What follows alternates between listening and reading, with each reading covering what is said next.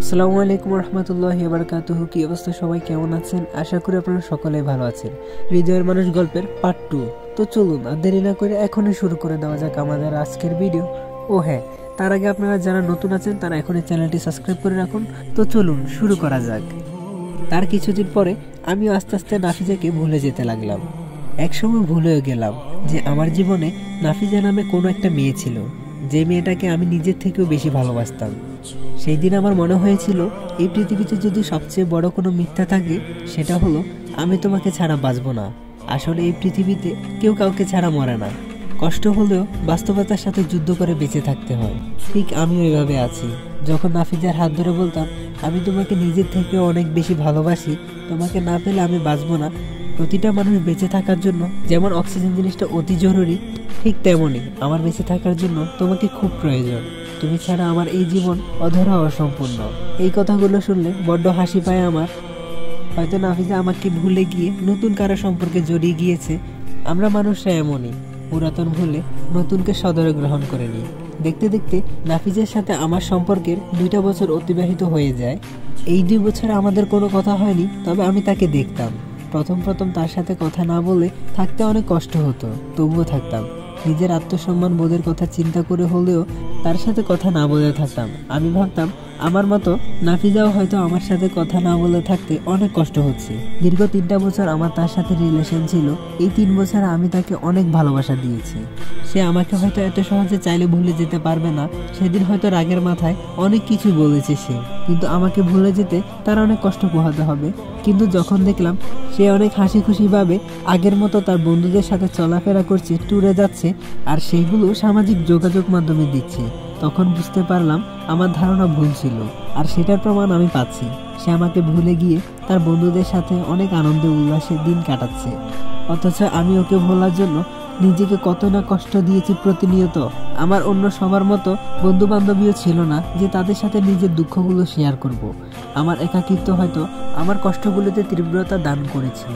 তবে আলহামদুলিল্লাহ, আমি সব কিছু ভুলে গিয়ে নিজেকে নিজের মতো করে গুছিয়ে নিয়েছি। আমি আর নাফিজা নামক মেয়েটাকে ভালোবাসি না, তার জন্য নিজেকে কষ্ট দিই না। যেহেতু আমি জাতীয় বিশ্ববিদ্যালয় থেকে অনার্স শেষ করেছিলাম, তাই চাকরি খুঁজতে অনেক কষ্ট পোহাতে হয়েছিল। সত্যি বলতে জাতীয় ভার্সিটির স্টুডেন্টগুলো প্রথম থেকে পাবলিক ভার্সিটির স্টুডেন্ট থেকে মানসিকভাবে অনেকটা পিছিয়ে পড়ে। ওরা যেহেতু পরীক্ষা দিয়ে চান্স পেয়েছে আর আমরা পাইনি, তাই ওরা আমাদের থেকে অনেকটা এগিয়ে। এই জিনিসটা আমার মনের ভেতর সবসময় নেগেটিভভাবে কাজ করেছে। যদিও আমি কোথাও পরীক্ষা দেইনি, তবু এটা মনে হয়েছে। খারাপ লাগলেও এই কথা সত্য। তবে আমি কখনো ভেঙে পড়িনি। অনার্স শেষ হওয়ার পর বিসিএস ক্যাডার হওয়ার আশায় দীর্ঘ 2টা বছর আমি অক্লান্ত পরিশ্রম করেছি। দিনকে রাত আর রাতকে দিন করে আমি আমার পরিশ্রম করেছি। এত পরিশ্রম করার পরেও যখন আমি বিসিএস ক্যাডার হতে পারিনি, তখন আমার মনে হয়েছিল বিসিএস ক্যাডার আমার জন্য না। সত্যি বলতে এই পৃথিবীতে কিছু বিরল প্রজাতির মানুষ আছে যাদের মামা খালা আছে, তাদের জন্য বিসিএস ক্যাডার, আমাদের জন্য না। তবে বিসিএস ক্যাডার না হতে পারলেও আমি প্রথম শ্রেণীর একটা সরকারি চাকরি পেয়ে যাই। আমি এখন বিশ্বাস করি আমি ক্যাডার হতে চেয়েছিলাম বলেই আজ প্রথম শ্রেণীর সরকারি চাকরি পেয়েছি। তাই মানুষের স্বপ্ন সবসময় বড় থাকা উচিত। স্বপ্ন বড় দেখলে কেবল বড় হওয়া যায়। সেই স্বপ্নটাকে সত্যি করার জন্য পরিশ্রম করা উচিত। বাকিটুকু উপরওয়ালার হাতে ছেড়ে দিতে হবে। আমাদের আর্থিক অবস্থা খুব একটা ভালো না থাকলেও আমি আমার বাবা মায়ের আদরের সন্তান ছিলাম। আমার বাবা মা জানতো তাদের যা অবস্থা, তারা একজনের বেশি সন্তান হয়তোবা ভালোভাবে মানুষ করতে পারবে না, তাই তারা আমি বাদে আর কোনো সন্তান নেয়নি। আমি যখন যা চাইতাম আমার বাবা সেটা আমাকে দিত। আমার মনে আছে আমি যখন অনেক ছোট ছিলাম তখন বাবার কাছে একটা সাইকেল চেয়েছিলাম। ছোট থাকলেও আমার এমন আবদারে মা সেদিন আমার উপর অনেক রাগ করেছিল। কিন্তু কিছুদিন পর বাবা আমার জন্য যখন একটা নতুন সাইকেল নিয়ে আসলো, মাই তখন আমাকে সাইকেল চালানো শেখালো। আমার কাছে মনে হতো আমার বাবা মা পৃথিবীর শ্রেষ্ঠ বাবা মা, অথচ এমন বাবা মায়ের ইচ্ছাটাও আমি পূরণ করতে পারিনি। এতটাই ব্যর্থ ছিলাম আমি। তারা চেয়েছিল আমি যেন ভালো রেজাল্ট করে শহরে পড়তে যাই, কিন্তু আমি তখন তাদের কথা শুনতাম না, পড়ালেখায় মনোযোগ দিতাম না, সবসময় খেলা নিয়ে থাকতাম, যার কারণে এসএসসিতে খুব একটা ভালো রেজাল্ট করতে পারিনি। ইন্টারে কিছুটা ভালো করেছিলাম। তারপর গ্রামের একটা ভার্সিটিতে ভর্তি হই। তবু আমার জন্য আমার বাবা মায়ের ভালোবাসা একটুও কমেনি। আমি তাদের আশা পূরণ করতে না পারলেও তারা আমাকে কখনো কোনো কিছুর অভাব দিত না। হ্যাঁ, আমাদের সবার বাবা মা এমন। যেদিন আমি চাকরি পেয়েছিলাম সেদিন আমি মাকে জড়িয়ে ধরে অনেক কান্না করেছি। তারপর বাবাকে জড়িয়ে ধরে বলেছিলাম, তোমাকে আর কাজ করতে হবে না, এখন থেকে তোমরা দুজন আরাম করবে, পায়ের উপর পা তুলে খাবে।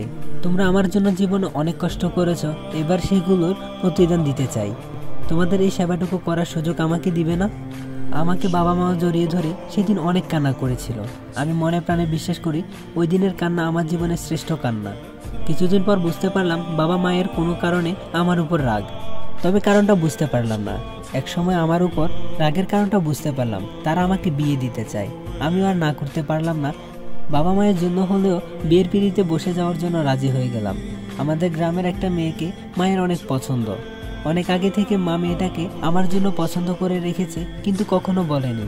আজ সময় বুঝে মা তার মনের কথাটা আমাকে বলার পর আমি মায়ের হাসি ভরা মুখটা দেখার জন্য মেয়ে দেখতে যাব বলে দিই। সেই মেয়েটাকে দেখার জন্য মা আমাকে নিয়ে মেয়ের বাসায় এসেছে। আমি মেয়েটাকে দেখে জাস্ট পাথর হয়ে বসে রইলাম। এত সুন্দর একটা মেয়ে আমার গ্রামে বাস করে, অথচ আমি জানি না। তার চেয়ে বেশি অবাক হলাম যখন মেয়েটার পাশে আমার প্রাক্তন নাফিজাকে দেখতে পেলাম। আমরা যে মেয়েটাকে দেখতে এসেছি সেই মেয়েটার কাজিন হচ্ছে নাফিজা। আমি নাফিজাকে দেখে যতটা না সারপ্রাইজ হয়েছি, তার থেকে বেশি অবাক হয়েছে নাফিজা আমাকে দেখে। সে নিশ্চয় আমার সম্পর্কে তার কাজিন কিংবা তার বাবা মার কাছ থেকে সব জেনেছে। যেই ছেলেটা কখনো পড়ালেখা সিরিয়াস ছিল না, সেই ছেলেটা আজ জীবনে প্রতিষ্ঠিত। আমি তখনও চুপ করেছিলাম, তবে নাটক সিনেমার মতো নাফিজাকে দেখে আমার মনের ভিতরে কোনো আবেগ কাজ করেনি। আমি স্বাভাবিকভাবে থাকার চেষ্টা করেছি। আমি যে মেয়েটাকে দেখতে এসেছি তার নাম রোদেলা। আমার মেয়েটাকে দেখে কেমন জানি সন্দেহ মনে হয়েছিল। এত সুন্দর একটা মেয়ে কি করে সিঙ্গেল থাকতে পারে, তাও আবার ঢাবিতে 2 বছর রানিংয়ে। আমি নিশ্চিত এই মেয়ের বয়ফ্রেন্ড আছে। ইদানিং এই বিষয়টা খুব হচ্ছে। বিয়ের কয়েকদিন আগে মেয়ে পালিয়ে যায়, অথচ বিয়ে করার জন্য সে ঠিকই রাজি থাকে। জগতের নিয়ম অনুযায়ী আমাদের দুজনকে আলাদা রুমে পাঠানো হয়েছে কথা বলার জন্য। সবার কথা বিয়ের আগে ছেলে মেয়ে আলাদা কথা বলার দরকার আছে। আর তাছাড়া তারা এই যুগে ছেলে মেয়ে, বিয়ের আগে তারা পার্সোনাল কথা বলবে না এমনটা হতেই পারে না। ভিতরে এসে আমি অজানা পরিচিত একটা মেয়ের সামনে দাঁড়িয়ে আছি। কি বলবো কিছু ভাবতে পারছি না, কিছুটা নার্ভাস ফিল করছিলাম। এমনটা হওয়ার কারণ বুঝতে পারলাম না। নীরবতা ভেঙে রোদেলা প্রথম কথা বলল, আপনার কয়টা গার্লফ্রেন্ড ছিল? মেয়ের মুখ থেকে এমন একটা প্রশ্ন শুনতে পেয়ে আমি থতমত খেয়ে গেলাম। আসলে এমন কোনো কিছুর উত্তর দেওয়ার জন্য আমি মোটেও প্রস্তুত ছিলাম না। এখন যদি বলি আমি কখনো প্রেম করিনি, আমার কোনো গার্লফ্রেন্ডও ছিল না, সে যদি নাফিজার কাছ থেকে সব শুনে তাহলে আমার কাছে ব্যাপারটা লজ্জাজনক হবে। তাই সাহস করে বললাম, একটা করেছিলাম। রোদেলা তখন বলল, মাত্র একটা? মারুফ বলল, তো কয়টা করব? এগুলো কি খাওয়ার জিনিস নাকি যে অনেকগুলো করব? আপনার কথা শুনে মনে হচ্ছে আপনি অনেকগুলো করেছেন। রোদেলা তখন বলল, না, আসলে সবাই ভাবে আমার হয়তো বয়ফ্রেন্ড আছে, আমি সিঙ্গেল নেই, তাই কেউ প্রপোজ করে না। সুন্দরী মেয়েদের এটাই সমস্যা। সবাই ভাবে এত সুন্দর একটা মেয়ে সিঙ্গেল থাকার কোনো চান্স নেই, এইভাবেই অনেকেই প্রপোজ করে না। মারুফ তখন বলল, ভালো তো। রোদেলা বলল, আমি বিয়ে করব না, আবার বাড়িতে নাও বলবো না। আপনি না করে দিবেন, বলবেন মেয়ে আমার পছন্দ হয়নি। মারুফ তখন বলল, এটা বললে সবাই আমাকে পাগল ভাববে। রোদেলা বলল, কেন কেন, এটা ভাববে কেন? মারুফ বলল, এত সুন্দর নিষ্পাপ একটা মেয়েকে আমার পছন্দ হয়নি, এটা শুনলে সবাই তো পাগল বলবে। রোদেলা বলল, ফ্লার্ট করছেন? মারুফ বলল, না, সত্যি বলছি।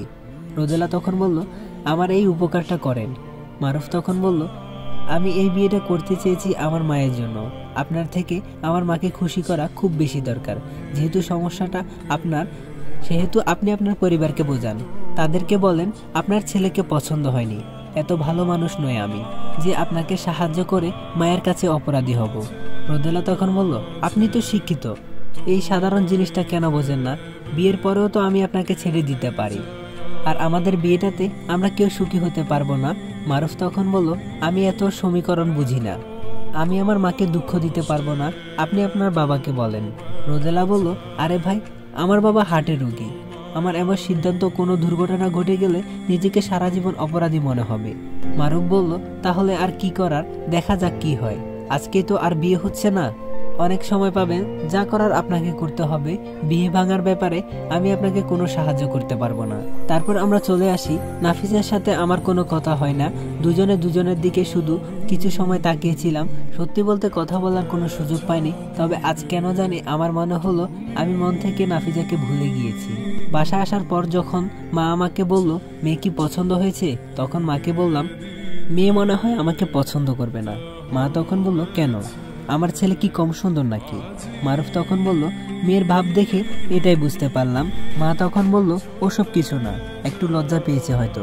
পছন্দ না করলে বলেই দিত। মেয়ের বাবা মা তোকে খুব পছন্দ করেছে, তারা বিয়েটা খুব তাড়াতাড়ি সম্পন্ন করতে চায়। মারুফ তখন বলল, তার মানে কি, আমাকে না বলে বিয়ে ঠিক করে ফেলেছ? মা তখন বলল, আরে গাদা, তা না, তুই বুঝবি না। তারপর সেখান থেকে চলে আসলাম। আমি আসলে কিছু বুঝলাম না, বোঝার চেষ্টাও করলাম না। জানলার পাশে দাঁড়িয়ে বাহিরের প্রকৃতির দৃশ্যগুলো অনুভব করছিলাম। বাহিরে খুব সুন্দর ঝুমঝুম বৃষ্টি হচ্ছে। ঝুমঝুম বৃষ্টি একজন মানুষের খুব প্রিয় ছিল, হয়তোবা এখনো আছে, কিংবা এখন আর বৃষ্টি ভালো লাগে না। এগুলো ভাবতে ভাবতে হঠাৎ করে আমার ফোনটা কেঁপে ওঠে। ফোন নাম্বারটা দেখে আমি অনেক অবাক হয়ে যাই। তো গাইজ, ভিডিওটি কেমন লাগলো অবশ্যই কমেন্ট করে জানাবেন। যদি ভালো লেগে থাকে তাহলে এখনই like, comment, share and subscribe করে দিবেন। আর যদি নেক্সট পার্ট চান তাহলে এখনই কমেন্ট করে জানাবেন। তো সবাই ভালো থাকবেন, সুস্থ থাকবেন, খোদা হাফেজ।